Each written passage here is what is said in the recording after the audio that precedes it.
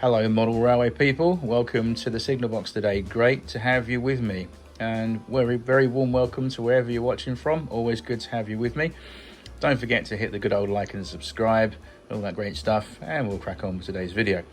So it looks a little bit of a mess on the table. I'll just pan out in a minute and show you a little bit of a tip that I've been doing. So I've done this morning. I've got some what's left over.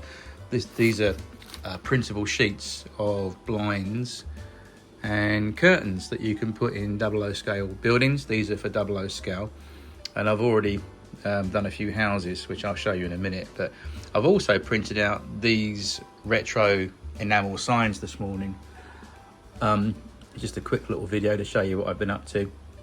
I've spent about 2 hours cutting and pasting these, again with the help of a good printer, and just putting these on some half decent card, a little bit of cardboard, not too thick, just sort of cereal packet thickness, you know, a little bit like that. I had some delivery boxes the other day that I was going to throw out, and I thought, well, that's the right thickness, so that worked perfectly. All I've done is just print them out and stuck them on the back of some card with some PVA and just carefully cut around them. Some of them look a little bit faded and a little bit worn in places, and I actually like that look because not all enamel signs are nice and shiny. I wanted to simulate something that's been there since the Second World War, if even earlier, on my railway. So obviously with weather and with age, they've become a little bit faded and a little bit scuffed here and there, but that's how I like enamel signs. There's about 64 of these in total I've done this morning, and I think some of them are not too bad. You can read some of them, as you can see, and yeah, I think they look pretty good, and I like that retro look. I like the real size, full size enamel signs as well in real life. I think they're great. If you go to a preserved railway station or any place that does collectible signs, I think they're great. But yeah, I'm quite pleased with these. They look all right, they'll do. As I said, I've just basically cut them out, and if I just pan out a little bit, I'll show you, like for example, look, turn them over just on some cardboard there. So that's pretty much okay. They're drying a little bit. They're almost virtually touch dry. Well, they are touch dry, but they need to dry a little bit longer, in about half an hour or so more, and they'll be nice and good. But yeah, they're good to handle and carefully, and they're all right. So I'm going to be putting them on the railway, on the side of buildings, and specifically on station platform and all that area, things like that. I think these are great, and they're great to put in a little container or a bag for one day and think, okay, I'll dig those out and now I've got my source of signage. But yeah, very simple to do. I just really wanted to say at home, if you've got access to a printer, you can do this exactly what I've done here. So if you've got a half decent printer, you can go online. I just put into the Google search, and this will work anywhere around the world. Just go into Google and put 00 gauge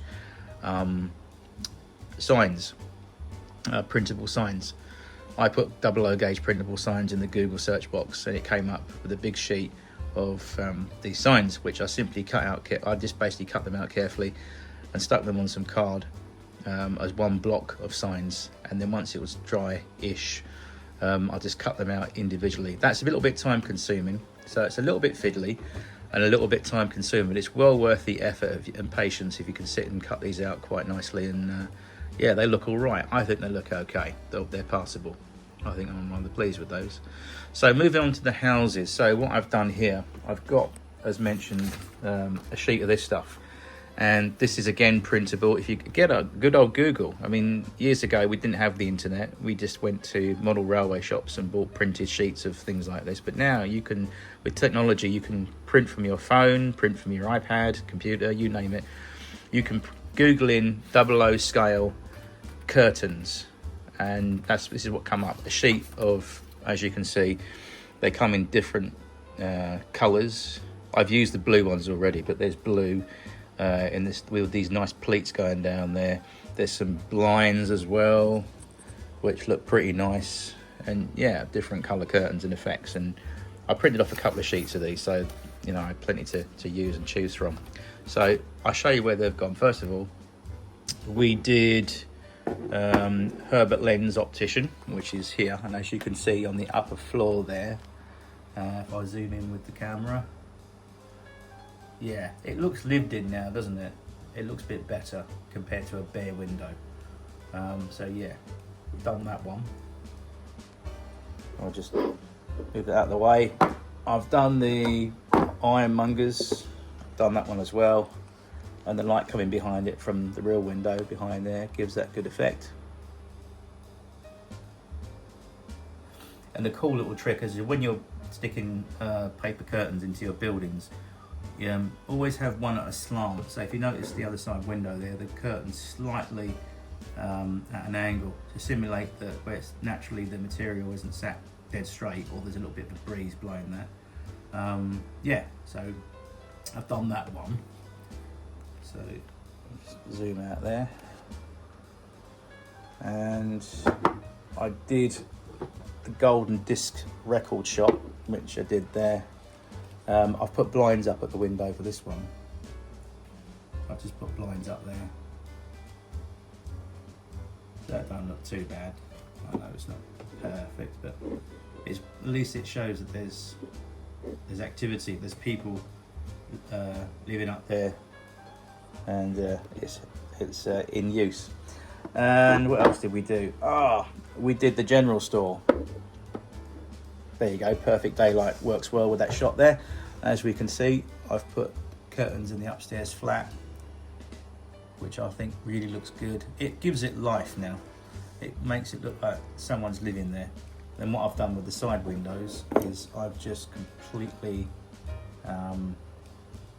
had those closed, so you don't have to have them all open. You know, you can have one window where the curtains are drawn. I don't know, someone's up there asleep or something like that. There we go. Done on the side as well. So yeah, works quite well. And all I've done inside, basically, just for your interest, I've just stuck the paper curtains, mounted them on some card and stuck them behind like that. I find that works better. You can stick them directly onto your building inside, but I think this works better because it's easier to handle with tweezers, and rather than the paper on the end of the tweezers is a bit fiddly. You can do it, but I've done it this way anyway. I think my way works reasonably well. Again, mounted them on some card, then cut them out like I did with the signs. Just cut them to size and then mount them with some PVA, and I think that works okay. So we've done that, and now we move on to what I call the Metroland 1930s houses, which I think they look quite good. So what I've done here, as you can see there, I've put some curtains in the upper window above the front door there, or above the little round window on the upper floor. And there's blinds halfway pulled down on the upstairs bedroom window. And downstairs we've got some curtains hanging up there as well. Again, very simple. But this one, I've actually stuck them, as mentioned, I've stuck them inside like that. With the front room window there, I've actually, well, the upstairs one, the blinds I've actually put on a strip of card, and luckily because of the shape of the moulding and the bay window, I've stuck them across, so it actually gives a gap between the window and the blinds there, so it does look quite good, and it gives it that three-dimensional effect as well. And when it's obviously on the layout and you're viewing it on my videos, what you normally see from sort of that angle, yeah, it looks believable. Well, it's, you know, I think so. It's not too bad. It's passable. So I did that one, and then the last building that I did was its sister house next door, and that's got blue curtains, which the daylight today outside in the real window behind lights it up pretty well. Upstairs there's some curtains upstairs above the front door, and then the little window up here has got some blinds. Downstairs got blue curtains, which looks pretty good, and then upstairs there's some blinds that are actually drawn, I think. Yes, they are. But yeah, overall quite sort of a half decent effect, I think. Anyway, it don't look too bad. I think that looks all right. Yeah, so with this one, I think I did, if I just bring it over, turn it back this way, that's it. Yeah, so as you can see inside there, I've just stuck them, some of those I've just stuck down the paper bare onto the surface without any card backing. So the top window was a little bit tricky. I had to get a strip of card and just mount them on the card and stick them across because it's quite a long bit to do. I could have cut it out individually, but it was a little bit tricky, a little bit too fiddly for me. So I could have done it. I mean, I could have cut that out and separately fitted a little section for each window, but no, this is easier. Just strip a card, mount it on there. I know it doesn't look very nice inside, but we're not going to see the inside because don't forget this is covered up by the baseboard. What we're going to see is that side, and I think from that shot there, yeah, I think that looks all right. Yeah, that'll do. If you sit and this is the thing with modeling, if you sit and debate everything, start getting too overcomplicated with things, you can actually overdo something and overcook it. So I think once something is acceptable and it's, you know, if it appeals to the eye and it makes it looks okay and you think, okay, that's believable, you're there. You should leave it alone. Otherwise you start getting really paranoid with modeling and think, oh no, I've got to do this, got to do that. But anyway, enough waffle, and that is my little short video today for you guys, and I just hope that you enjoyed that. And more importantly, you guys, ladies and gents, I do hope you found that helpful. And I hope that if you've got access to a printer at your home, you can do this. It's really doable. It's that easy. It's as easy as butter and toast. It's so simple to do. You just get your printed sheet of signs. What I did, because normally most printers will print it out in an A4 format size piece of paper, unless you've got an A4 piece of card available.